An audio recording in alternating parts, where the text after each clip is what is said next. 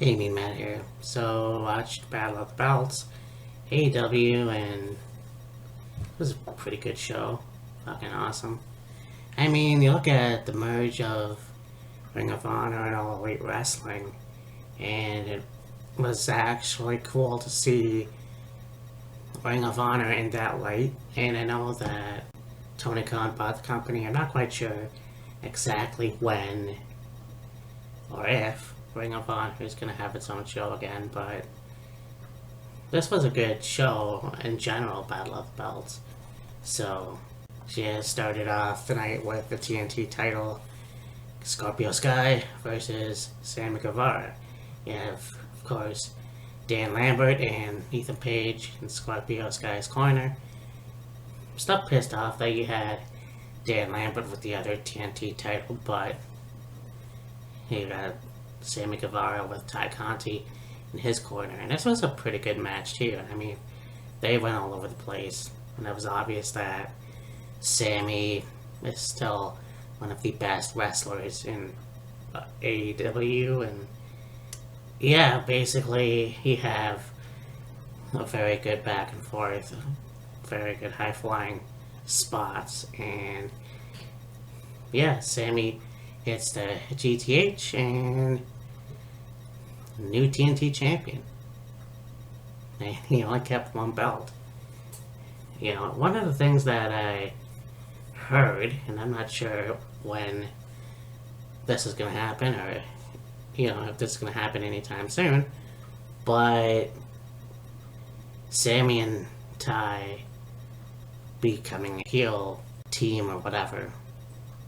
And I know Sammy was a good heel when he was with Chris Jericho and the Inner Circle, but yeah, I don't know. Maybe it's time. I don't want to see it quite yet, but yeah, happy that he had become the TNT champion.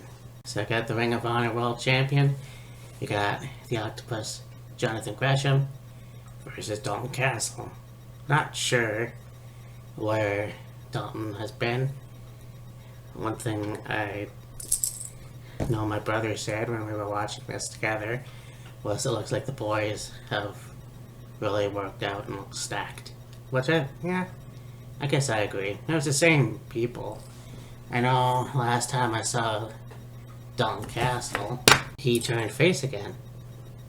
So, yeah, I mean, this was a cool match as well, and kind of thought maybe Dalton would pull off the win to become the Ring of Honor television champion, but Jonathan pulled it off, and yeah, they shook hands afterwards.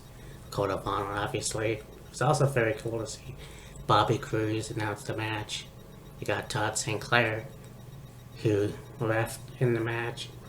But then you got Samoa Joe coming out, the Ring of Honor television champion.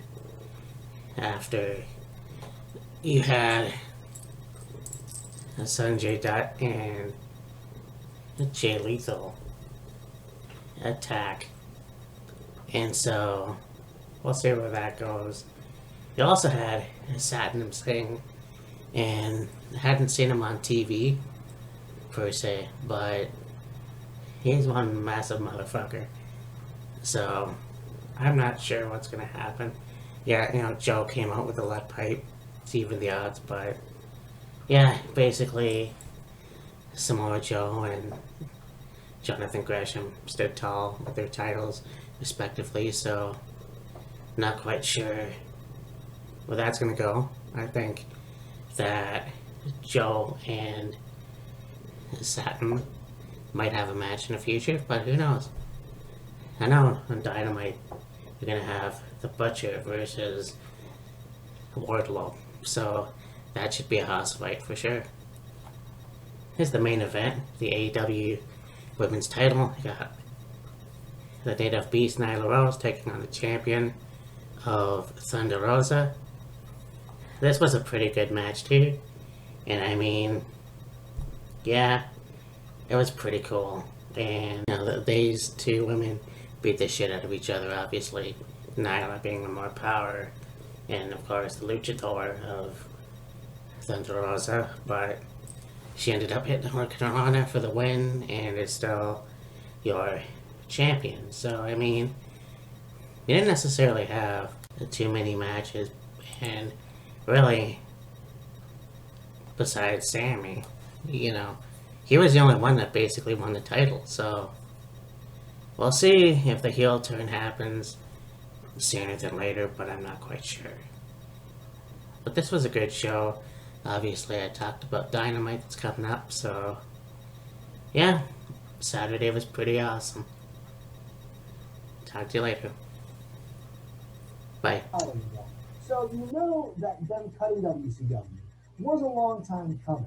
But I think that there's this myth out there that Jamie Keller is Gnarly. that's why he took pleasure in cutting WCW. I don't think that's the case at all. Because if you look at some of his earlier interviews, like